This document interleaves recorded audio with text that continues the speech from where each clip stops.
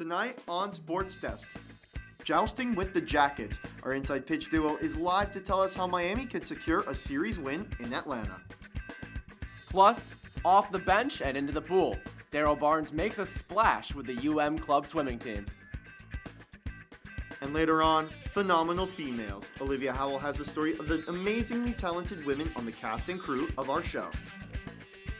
All that and more, Sports Desk starts right now.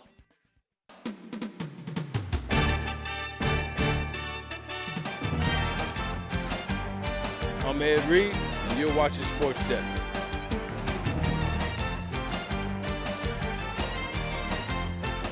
Hi, I'm Jim Kelly, former UM guy. You're watching Sports Desk. What's up? I'm DJ Williams, and y'all watching Sports Desk.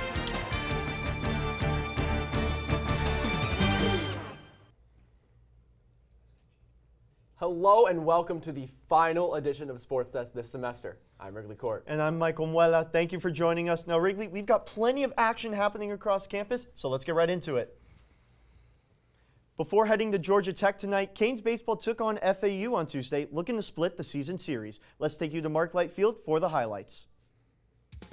All right, here we go. We're going to start off in the top of the first. Ashton Crowther to Jalen DeBose. He rips that down the left field line, past the glove of third baseman Daniel Cuvée. It's going to trickle all the way in the left field where Edgardo Villegas picks it up, and DeBose slides headfirst into second. He's safely in there with a double. Let's pick it up again in the top of the first, a couple of bats later. Here's Patrick Ward. Base hit back up the middle. That brings home a run. It's now 2-0 in favor of the Owls. Let's go to the bottom of the fourth now, with Miami looking to rally here. Here's Edgardo Villegas at the dish. Boom! That one's a gap shot into the right center field wall. It's going to roll all the way to the wall. It's going to bring home a run. Miami's on the board. It's 2-1. Very next at bat, it's Daniel Cuvée. Rips it down the right field line. Bats a fair ball. He's got an RBI double of his own. It's 2-2. Jacoby Long would have an RBI single in the fifth to make it 4-2. But how about Miles Caba out of the bullpen? 3 2/3 innings pitched, no hits, no runs, records 11 outs on 31 pitches, getting a little help from his defense here as Miami would go on to win it 5-2 and split the season series with FAU. After their midweek win over FAU, Canes baseball hits the road for an ACC matchup with the Georgia Yellow Jackets. Andrew Klein and Mia Hausman are live in studio for one final edition of Inside Pitch. Guys? Thanks, Wrigley. Welcome back to Inside Pitch. I'm your host, Mia Hausman, alongside analyst Andrew Klein. For the last time, we get to talk about baseball, so let's get right into it. Last weekend, the Canes struggled against Louisville at the Light. Andrew, what were the biggest shortcomings? There were a number of things that Miami struggled with this past weekend against Louisville, and of course, it starts with that offense. They just haven't been able to get to that Miami masher point that they were at last year. The pitching was okay. It started with Gage Gill. He went on Friday, gave Miami 6 innings, looked good, not his best, but certainly where you want him to be at this point in the season. You just need a little bit more run support for your best guy. Now behind him, that goes Rafe Schlesinger. I still think Rafe is Miami's best pitcher. I'm going to stand on that case all year long. He's nasty from the left side, but another guy that you need to give him more support than what he's getting. Now, Herrick Hernandez got the support on Sunday, and he looked good for Miami, was able to play off of those 17 runs and put Miami in a position to win. But overall, the pitching has had its downsides. They've looked okay. Now the offense really needs to find that balance as well. Well, in that offense, Jacoby Long is on a 12-game hitting streak. What has been fundamental to his success? I mean, his approach is just everything. You look at the last 12 games, this is not what you expected from Jacoby Long at all. He now leads the team in hitting, and it's because his approach is so simple. He doesn't try and do too much. He knows he's not a guy who's got gap-to-gap power. But if he just pokes one into right center field, he gets himself on base, he can go steal a base or two, and that'll put him in a position to be successful and help the team in a way that he can. Well, the Canes face a tough opponent in Georgia Tech this weekend. What are the keys to a positive series? Well, look, Mia, this is the last set of keys I have. So Canes baseball, I need you to listen up. It starts this weekend with keeping on rolling. A win on Sunday against Louisville, a win on Tuesday against FAU. Now you got to carry that momentum into the late part of the season. Number 2, for the Hurricanes, stabilize the lineup. You got to find 9 guys who are going to play every day and be successful in their roles. And finally, the most important one, just go have fun. It's baseball. It's a kid's game. Go out there and love it. Well, that's all the time we have. Thank you for a great season. Back to you, Wrigley, at the desk. Thanks, Mia. The man who always rhymes and is oh so sublime was here today to take you behind the post for one last time. Signing off with all the vibes, here's the host with the most, Mr. NES Nasim. In the great words of George Washington from Hamilton, we got to teach them how to say goodbye one last time. Ladies and gentlemen, welcome to the most electrifying segment on TV with me, NES Nasim, your host with the most. So for one final time, let's go behind the post.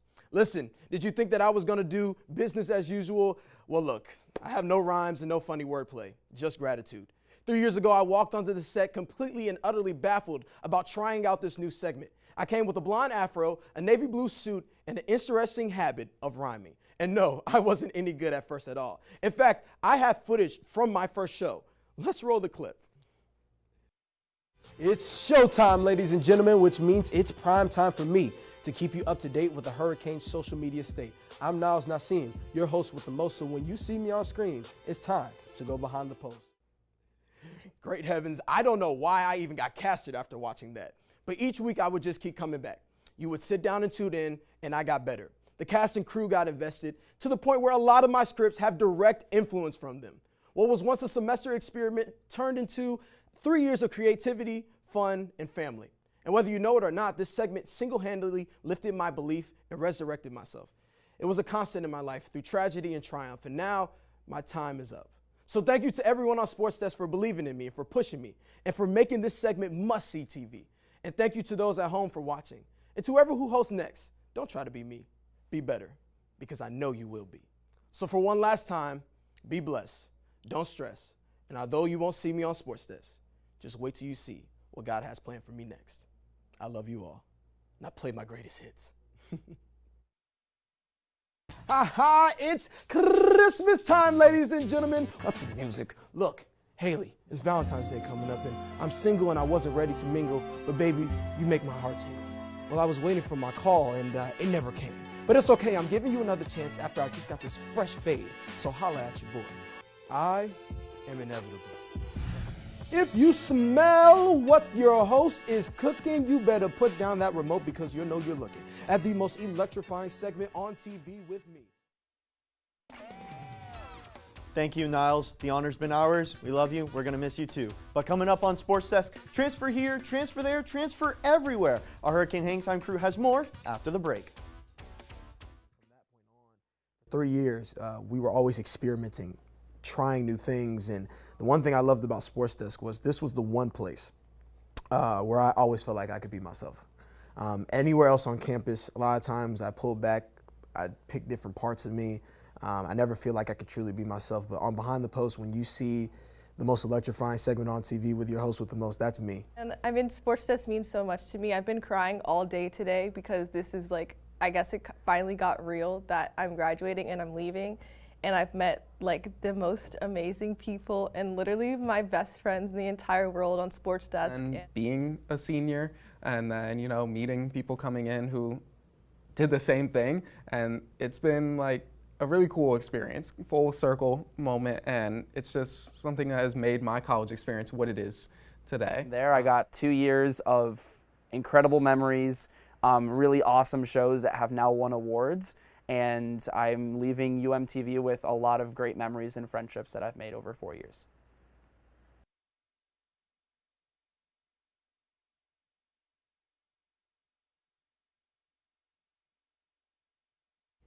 Thanks for staying with us. Now, just because the season ended 3 weeks ago, the news surrounding Canes hoops hasn't stopped. Let's hear from Shay, Manny, and Taryn for more on the final edition of Hurricane Hang Time. Guys. Welcome back to Hurricane Hang Time. I'm your host, Shane McDonald, joined by Manny Nacarado and Taryn Jacobs. Let's go right into it. Starting off with the men, Manny, we have some official departures from the U, from the men's side. What's been going on? Well, that's right, Shay. Unfortunately for the Miami Hurricanes, they are losing Wooga Poplar and Norchad Omir, two key components to that Final Four run just a season ago. And the only man left from that team, Nigel Pack, still on the team. But for the Hurricanes, moving on to next season, they're going to have to look for the transfers to step up and fill the roles of Wooga and Norchad with Brandon Johnson and Lynn Kidd. And Matthew Clean is going to have to take that next step and become a leader on this team. And Coach Larinaga is going to have his work cut out for him this off season to find a new offensive scheme that's going to fit this core. Absolutely. They will be missed. But moving over to the women, some former Canes have found their homes in the transfer portal. Taryn, what's going on over there? Yeah, Shay, lots of movement in that transfer portal, both in and out for Miami Hurricanes. The biggest news and most recent news in that transfer portal is that Cheyenne Day-Wilson is leaving Miami, and she'll be headed to LSU next season, and some other changes there as well. Lazaria Spearman headed to Knoxville to play at the University of Tennessee. Latasha Lattimore headed to the University of Virginia, and Jaleel Williams is headed to Louisville. And Kyler Oldacre has not decided yet where her final destination will be, but in some happier and better news for the Hurricanes, they got a new transfer in from Wichita State University. 6-foot forward Daniela Abbeys will be joining the squad next season, and with some familiar and new faces, it's shaping up to be a good season for them. Absolutely. Hopefully this influx of new talent can help supplement the talent leaving. Fortunately, that's all the time we have for you on Hurricane Hang Time, and unfortunately, it's the last Hurricane Hang Time of the season. I've been your host, Shane McDonald, joined by May Nacarado and Taryn Jacobs, and back to you guys at the desk. Thanks, guys. There's one gym in South Florida that's putting a new twist on an old tradition. Jake Baum has the story.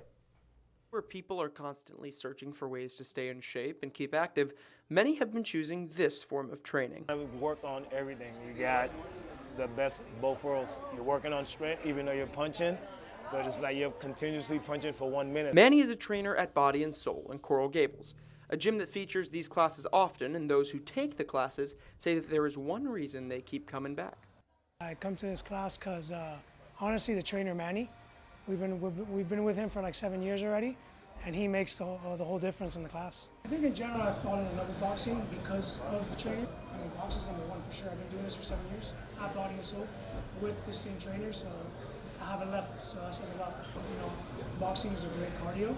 It's a good workout, but at the same time, I think if it wasn't for the passion that he puts into it, I don't think I would have fallen in love with it. Both a physical workout and a proven form of stress relief, boxing is a way to leave all your worries behind you. It's like if you walked in here with a problem, you're walking out stress-free. Having been boxing for nearly half of his life, Manny does what he loves at the highest level, and that is evident in his students' thoughts. When he goes around and pushes everybody, so it's not like just like he calls out the combos and stays back. He goes one by one and makes sure that you're really pushing yourself. Boxing has been proven to better your heart rate and muscle density, so why not give boxing a shot? Try it. What's the worst you can do? Not come back. For UMTV, I'm Jake Baum. Thanks, Jake. The last time it was club wakeboarding, and I gotta say, it was pretty funny. Sorry, Daryl, but what do you have in store this week? Well, he'll tell you himself on the final edition of Off the Bench. Daryl? Wait. Yeah, we're rolling. I'm known for being a really bad swimmer. But over the next 3 weeks, my goal is to change that. On this episode, we'll find out if the UM Club swim team's coaches can take me from this to a somewhat respectable swimmer in that time frame. Get your goggles on.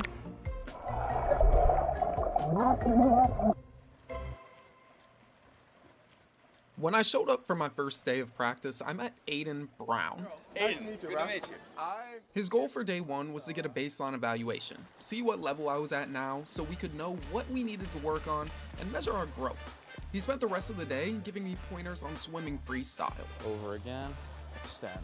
So we started, got our base, and then we worked our way up. That was only an hour. I mean, that was a lot of improvement for that short amount of time. And over the next 2 weeks, I practiced as much as I could. Throughout those practices, I got to know the club's other coaches too. Catherine focused on teaching me how to breathe better during my freestyle. Mikey was the other coach I worked with a lot. That was like the best one yet. He taught me the butterfly kick. But as the end of my 3 weeks got closer, the coaches focused my training on my turns and my dives to see how much time I could shave off.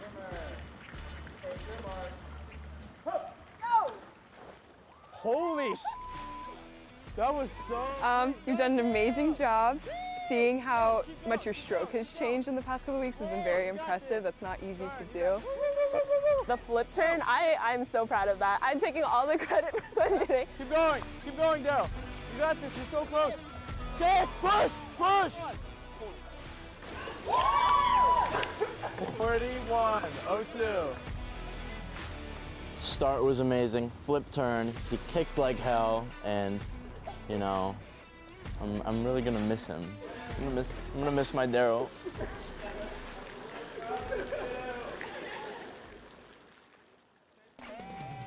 Thanks, Daryl. Up next on Sports Desk, Canes rowing is getting a facelift, but it's nowhere near the water.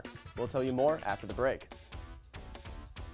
First, it's time for one last trivia question. Prior to tonight's series opener, Canes baseball is 68-45-2 all-time against Georgia Tech. But how many times have they beat the Yellow Jackets in Atlanta?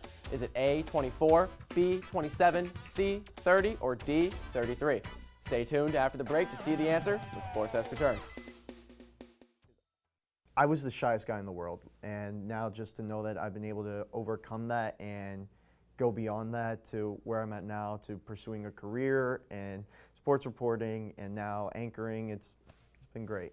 I feel like every Friday, every time I wake up, I have a reason to wake up and come and see what's going to happen next, who I'm going to interview, who I'm going to meet, who I'm going to talk to and get to know more. So Sports Desk has really become my family away from home. Wow, guys, what a draft last night. What was your favorite pick from the first round? Mike, please go ahead. Chop Robinson, man, to the Dolphins. I love that. I love that pick. Man. Frank.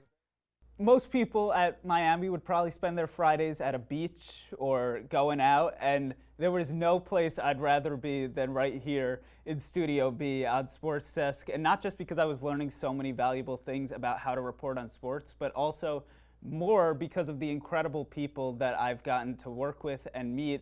Having a place to call home kind of every Friday, come in, whether I come in at 10 a.m. or whether I come in at 5, I just know it's going to be surrounded by people that I love, and we all care for each other, and we're all working towards one common goal of putting a show out. No matter what happens, the show goes out, and it's just a blast.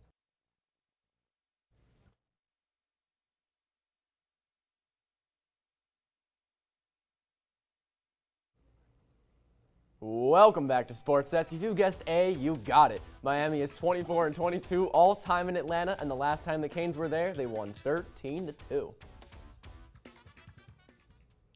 From the court to the course and even to the track, a few of UM's O Sports teams are going dancing in the postseason. Ashley Friedland and Gio Alonso are here to tell us who on the final O Sports roundup of the semester. Guys? What's up, everyone, and welcome to the final edition of the O Sports roundup for the semester. I'm Ashley Friedland. And I'm Giovanni Alonso. Now, Ashley, I heard that starting gun go off, so one more time, it's time to get going. What's happening with track and field? Well, Gio, the University of Miami just competed at the 2024 LSU Alumni Meet, where they took home 2 second-place finishes for the men's discus, and the women's javelin.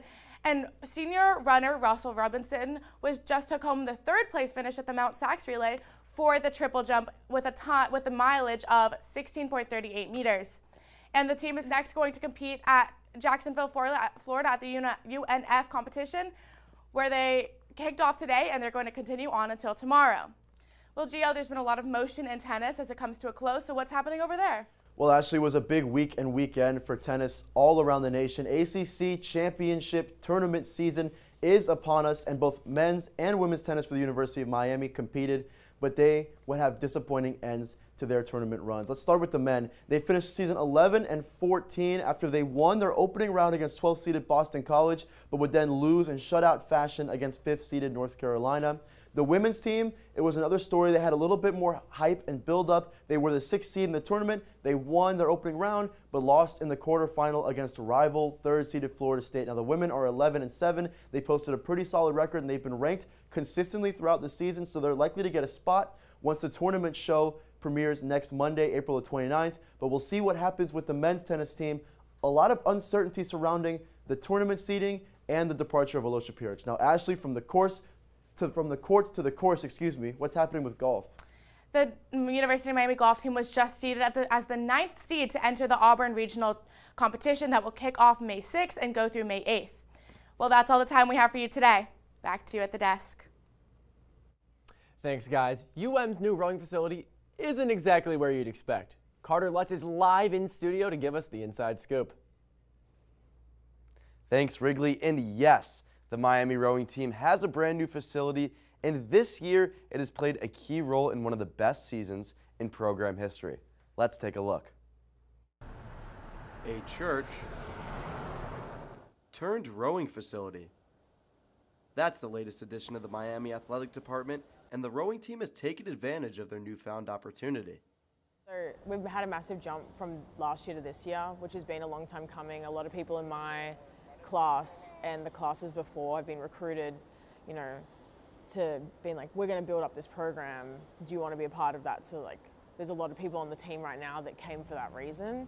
And just in the last 12 months, we've been able to put that energy into the training, and having like the flexibility of the facility has allowed us to like do more hours and like work together as a team better. Having a role on the rowing team comes with responsibility. The team gets on the water by 6 a.m. almost every day, and with the team off to their best start in recent memory, second-year head coach James Mulcahy understands the benefit of having the new facility. Swing, and then don't reach for more at the catch. You know, we're a very large team. We're between 50 and 60 people year over year on this squad, right? So for them to have a home on campus that's just for them, that's wonderful. It's like 55 of us, so you don't really get to know everyone super well, especially not the freshmen, but like now you could walk in to study and like a bunch of the freshmen are sitting there, or someone that you've never rowed with is rowing and you're like, oh, I'm going to work out anyway, like I'll just row with her, and then you get to know them better.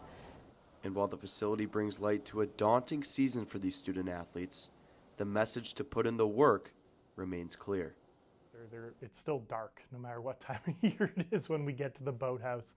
And you know, for them to, they get up early, they hustle off the bus, they hustle to do their warm-up, they hustle to get on the water, and they're still able to be energetic and supportive and pumped to do the hard work on the water. That's been the major driving force from them. It's wonderful for them to have that sense of community within a community, and the new facility really provides that for them. Now move! Push! Move! With the ACC championship approaching, the team now has its own place on campus to call home. For UMTV, I'm Carter Lutz. Thanks, Carter. Following Canes women's tennis's appearance in the ACC Championship, Tatenda Mukherjee caught up with Tony Bowser on the final edition of Athlete of the Week. Tatenda. Hello and welcome to this week's episode of Athlete of the Week. I'm your host, Tatenda Mukherjee, and today I'm joined by Tony Bowser from the women's tennis team. Welcome. Hi, how are you? I'm so good. It's so good to have you. Thank you for having me. Tony, I would love to know, where did you grow up and what was it like growing up there? I grew up in Germany, and yeah, it's really nice in Germany. Wow. How did you get into tennis? Well, my whole family plays tennis, so yeah, when my two older sisters went to practice, I guess I just came with them and they handed me a racket, and then that's how I started when I was really young. Love that. So now you're a Miami Hurricane. What's that like for you? I mean, it's amazing. This university is so beautiful, and I have a great team, and yeah, I love it here. And the ACC championships were last week. Were you satisfied with the results? Yeah, I mean, we made it into quarters. I think we could have done a little bit better. But yeah, I'm really looking forward to the NCAA championship right now, and yeah, all the focus is to that. Wow, how are you preparing for that mentally? Just work hard every day, trying to be locked in, and yeah, give it my all. It's my last ever tournament, so. Wow. So what are your goals for the future? I know you're a graduate student. What are your goals? Yeah, well, I'm first going to go home, and then I'm going to play some club matches, play some tournaments, and then I'm going to move to California, actually. So that's incredible. I love that. Thank you so much for joining us today. Thank you for having me again. I love that. Remember to be good, and if you can't be good, be safe. Back to you at the desk. Thanks, Tatenda. Still ahead on Sports Desk, Florida Panthers goalie Sergei Bobrovsky made the save of the year. We'll show you how when Sports Desk returns. I think I found the family I was looking for down here with Sports Desk. And I don't throw that word around lightly. But Sports Desk gave me something to look forward to every single week. When I went through really bad weeks, when I went through weeks where I was struggling, weeks where I was incredibly lonely, the one constant that I would have would be Sports Desk. My greatest joy has been meeting everybody here, you know, getting to know all the different people, my friends, my new family here at UMTV. It's beautiful, it's special, it's nothing you can ever imagine as a college student, and I owe my life to it? I was not originally in school for broadcast or anything. Sports was just kind of the backup plan, and it kind of just all happened in one semester. And all of a sudden I was producing this show. I've met some of my closest friends, best friends, connections that I will keep forever. I will always look back on Sports Desk as one of my favorite experiences ever at UM.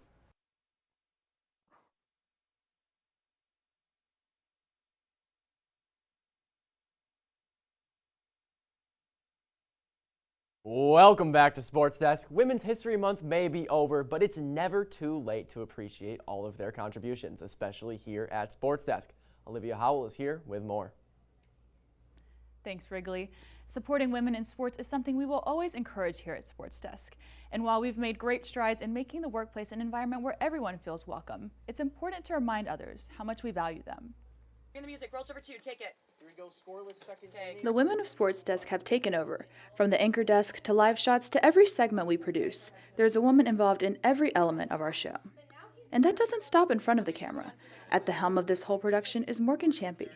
Being our executive producer for the past 3 years, the number of women involved with Sports Desk has only increased. I like that we're having so many more women like auditioning and expressing interest and wanting to be involved in the show, to the point where it can be that equal, not even having to really think about it. Like it just is fair, and it just is even, and it just is equal, and that's how it should be.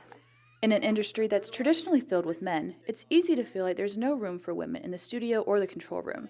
But that's a narrative that's being left in the past. To see so many women leading the way, leading the charge, making Sports Desk a better place is absolutely incredible. And it would never have changed without Morgan, Taryn, Delaney, you, everybody who puts everything into it and wants it to be a better place and a better show. And Sports Desk being led by a woman won't end with Morgan. Next semester, our show will be in the hands of 2 women. Taryn Jacobs and Delaney Haddad will be taking over the reins next semester, and one of their top priorities is maintaining the inclusive environment that's been built over the years. Me and Delaney being those 2 female MVPs kind of just shows where the sports world is going and how women are finally getting the recognition and being able to hold the positions they want and they deserve. I'm really excited that there's a lot more women coming in and wanting to take on really fun on-air positions and even behind the camera positions, and I'm just really excited to see where it goes. The road to get here wasn't always easy, but the one thing that helped the show continue to move in the right direction was the community we've created here at Sports Desk, a place where everyone belongs. And whether you're a guy or a girl, you can be an analyst, you can be a host, you can be an anchor, you can be an executive producer. We have women in every single position here, and I love that about Sports Desk. With our seniors bidding us a fair adieu, we won't say goodbye, but rather a see you later. I want to personally thank each of our members of our show for all the hard work that you do, and I can't wait to see where each of you will go next, and I know it will be incredible. For UMTV, I'm Olivia Howell. Thanks, Liv. In Sunrise, the Panthers and Lightning squared off in Game 2 of the first round of the playoffs, and there was a save you need to see to believe. Let's head to Amarant Bank Arena for the final play of the day. Here we go, Panthers and Lightning midway through the second period, 6 minutes left. Bobrovsky looking, turns around, forces a save. Oh my goodness, what a play. Let's take another look. Foley turns around and just sticks his glove hand out. What an incredible save to keep the game at 2 apiece. This is just amazing. This is the greatest save I've ever seen. The Panthers would go on to win it by a score of 3-2 in overtime, and that is your play of the day. Well, that is about all we have for you today, so we thought we'd bring all our graduating seniors up here. I just can't thank you all enough for everything you've given to this show. You all are just such inspirations to me. How are we feeling? Sad. Yeah, it's a sad moment. I'll start crying. That's the one. It's been a long 4 years, but I think all of us feel like we've enjoyed every single second here on Sports Desk, and can't thank the show enough, you guys enough for being a part of our 4 years. Sports Desk family. Yeah, that's exactly what we are. Family. That is all we are. But unfortunately, that is all the time we have for the final episode of Sports Desk. Thank you all for joining us this semester. But don't worry, because we'll be back next semester. Same time, same place. Good luck on finals. And have a great summer. You won't be back, Mike. Listen to